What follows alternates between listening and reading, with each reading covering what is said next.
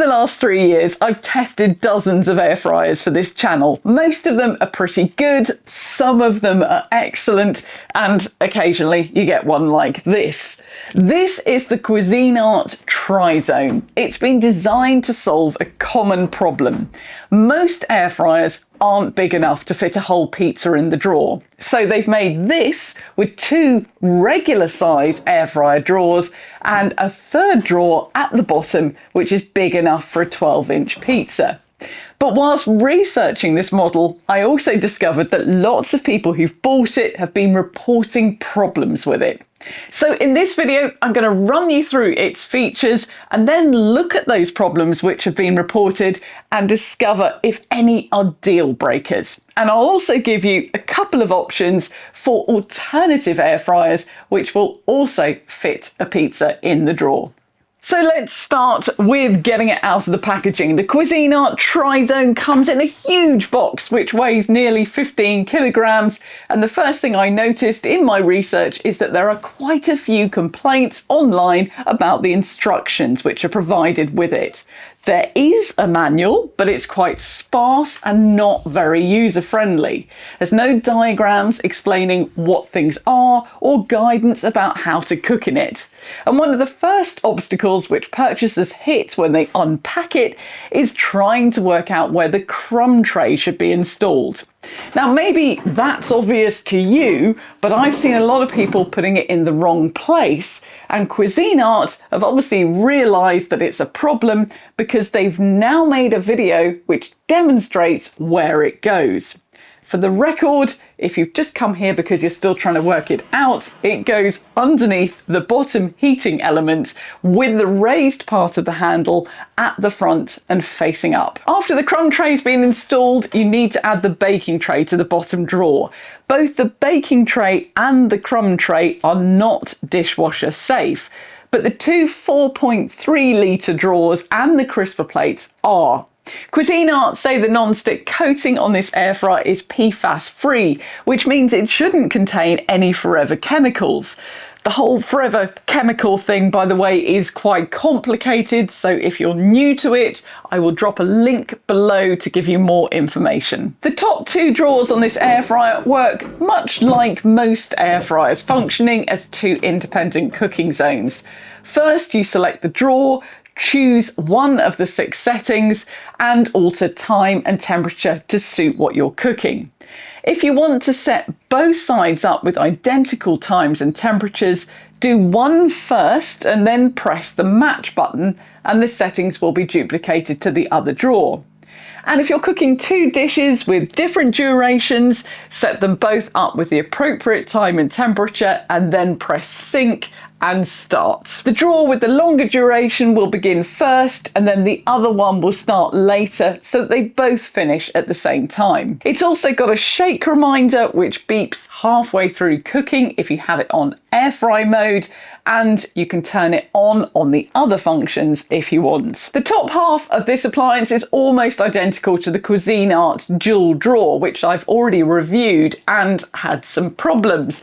This one has the same problems.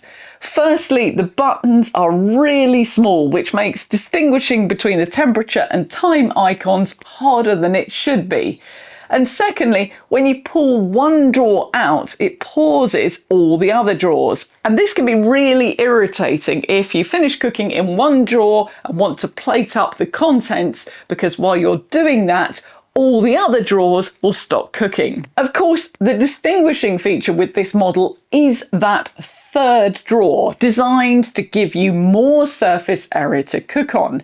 It has its own separate controls and 2 heating elements, one top and one bottom. There are 3 different buttons, which are toast, pizza and manual. It has a maximum temperature of 230 and a minimum of 160. Unfortunately, it doesn't go low enough to use dehydrate, which is a missed opportunity because the bigger surface area would have been perfect for doing this job. Having that third drawer also makes this model taller than the average air fryer. And Cuisinart have added a note in the manual advising people not to use it under wall cabinets. They say it needs 4 inches or 100mm clearance in all directions. I could only achieve 80mm or 3 inches clearance under my cabinets, but to be honest, that wasn't the biggest problem with this model. So before we get on to the other things I discovered, if you want to find this channel easily again in future, please make sure you hit the subscribe button. I make weekly videos that help you choose and use your home appliances, particularly focusing on UK and EU models. So the next complaint I came across with this air fryer was that it was noisy. And before I tried it out, I just thought that that was someone moaning for the sake of it. But this air fryer does have a genuine problem. It's not about the volume, it's about the fact that a lot of the time it sounds like a cheap, rickety electrical fan or an old fridge. Now, the noise isn't consistent and it isn't linked to one drawer or one particular setting, which makes me think that it's a fault. And as it's occurred on my model and was mentioned on several other reviews, it seems to be a fault that occurs pretty often. Another irritating feature with the design is the light on the power button continually flickering on and off. And the only way to get round that is to turn it off at the wall. And there's another thing about this air fryer that just doesn't seem to be right. The bottom drawer in particular takes ages to heat up. Now, the entire point of air fryers is that that combination of a small space and a powerful fan meant that they usually come to temperature in about 3 minutes, meaning that preheating's pretty much redundant. But when I tested the bottom drawer of this model, running it empty for 10 minutes at 200 Celsius, it only reached 170. And when I tried it with frozen chips in it, it only got to 125 after 10 minutes. The top drawers did fare better and managed to reach temperatures within 10 minutes. But this air fryer still took longer to cook and preheat than other models I've tested. So here's a look at some of the other food that I tried cooking in it. I did a sourdough pizza from scratch in the bottom drawer. I preheated without the tray in place and then cooked the pizza for 25 minutes, and my son chucked in some extra mozzarella for the last 5 minutes. The dough cooked through, but the top heating element obviously hadn't got hot enough despite me turning it up to 230 for the last 5 minutes. I also tried chocolate chip cookies to take advantage of the big cooking surface in the drawer. I did them at 170 on the manual setting, preheating for about 5 minutes first, and they cooked through in the same amount of time that they normally would do in an oven. But of course this is an air fryer, so you would expect it to be quicker. So as you've probably guessed, I can't actually recommend this model. The rattly fan might be a problem that only affects a few models, but regardless of that, it does seem to be underpowered, and it definitely takes longer to cook than other models I've tested.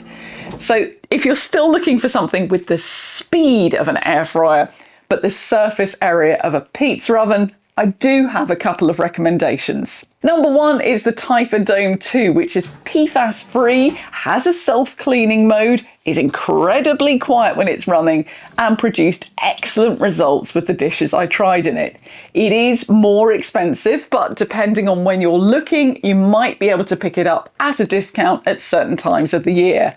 I'll add a link in the description to a price tracking site, which is really useful in trying to work out if it's on at a good deal at the moment. And the budget option is the Tefal Easy Fry Pizza Oven. You can cook most of the things that you can do in an air fryer in this, but it's got a wide flat drawer, which makes it a good option for pizzas, and it's half the price of this Cuisinart. The only thing it isn't PFAS free. Links to all of these models and the review videos that I've done are in the description below. And I also want to say a big thank you to all my channel members whose names are appearing on the screen right now. If you want to find out more about how this channel works and how you can support it, that information is also in the description. Thanks for watching.